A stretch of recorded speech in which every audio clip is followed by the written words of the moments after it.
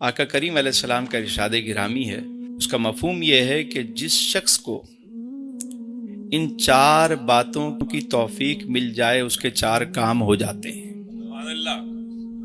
کیسی بات ہے؟ پہلی بات ارشاد فرمائی، جو اللہ کو یاد کرتا ہے اللہ بھی اسے یاد کرتا ہے۔ فاذکرونی اذکرکم، اللہ فرماتا ہے تم مجھے یاد کرو میں تمہیں یاد کروں۔ کتنی مبارک بات ہے یہ کہ کسی کو ذکر کی توفیق مل جائے، کسی تسبیح کی توفیق مل جائے۔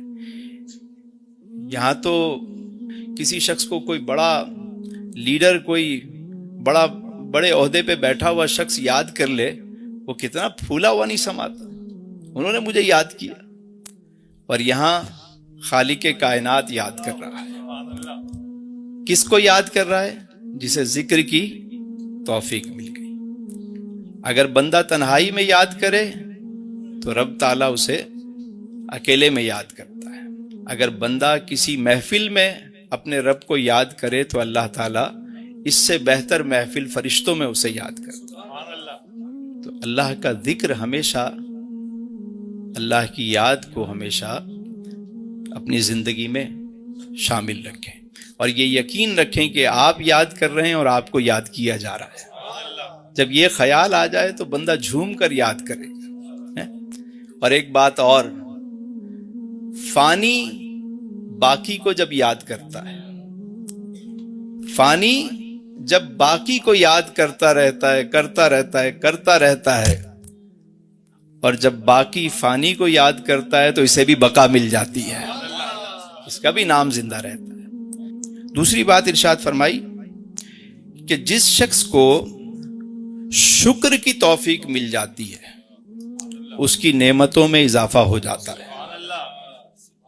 کتنا آسان فارمولا کہ تم شکر کرو، لئن شکرتم لازیدنکم، ادھر تم شکر کرتے جاؤ ادھر وہ نعمتوں میں۔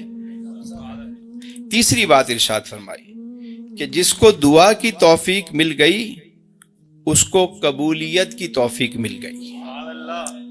یہ بھی بڑا راز ہے، یعنی کوئی شخص اگر دعا کرتا ہے اور ایک ہی دعا وہ مسلسل کرتا رہے اسے قبولیت مل جائے گی۔ ہمارے ساتھ ہوتا کیا ہے کہ ہم کچھ دن دعا کرتے ہیں اور اس کے بعد چھوڑ دیتے ہیں، یا ہم وہ ہو جاتے ہیں کہ یار ابھی تک تو دعا قبول نہیں۔ آپ یہ دعا کرتے رہیں، دعا کی توفیق مل جانا یہ قبولیت کی علامت ہے۔ اور چند دعائیں مخصوص کر لیں۔ اچھا ہم کیا کرتے ہیں، آج یہ دعا مانگ لی، کل وہ دعا مانگ لی، پرسوں وہ دعا۔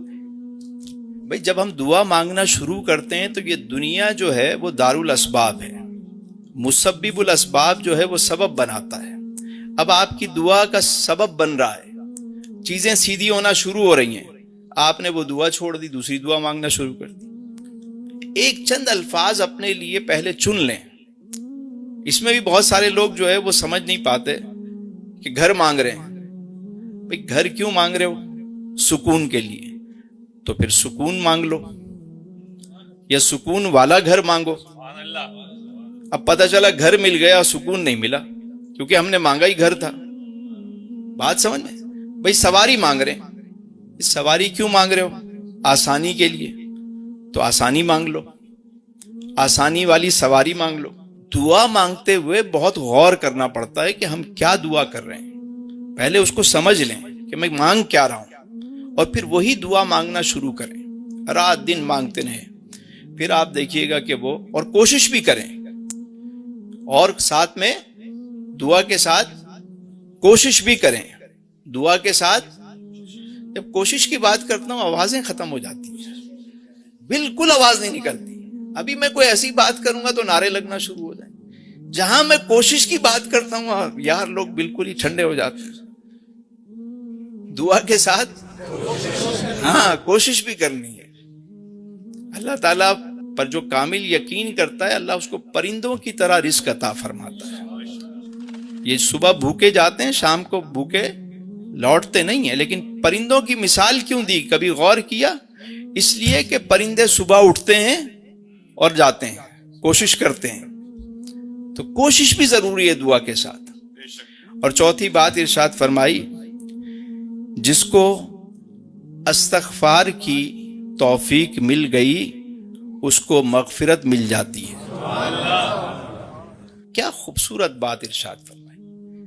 یعنی یہ توفیق کم ہے کہ کسی کو استغفار کی توفیق مل گئی, دعا کی توفیق مل گئی, شکر کی توفیق مل گئی اور ذکر کی توفیق مل گئی.